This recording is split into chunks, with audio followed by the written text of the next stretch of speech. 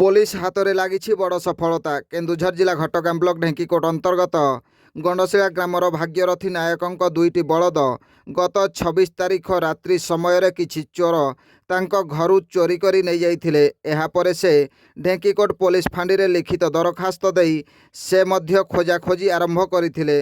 तेबे विभिन्न हाटगुड़िकर खोजाखोजी करी न पाई आज ररुआ थाना अंतर्गत अंगारपदा हाट को जाई देखंती तो हजि जाइथिबा गोरु दुईटी को जड़े व्यक्ति दौड़ी पघा साहाय्य धरिछंती।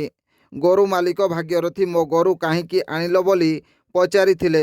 ए प्रश्नर उत्तर रे से बड़ कथाटीए कहिछंती दर्शक बंधु। घटगां ब्लॉक ढेंकीकोट फांडी अंतर्गत सांतरापुर ग्रामर जड़े व्यक्तिंक पाखरु किणिथिबा कथा से कहिछंती।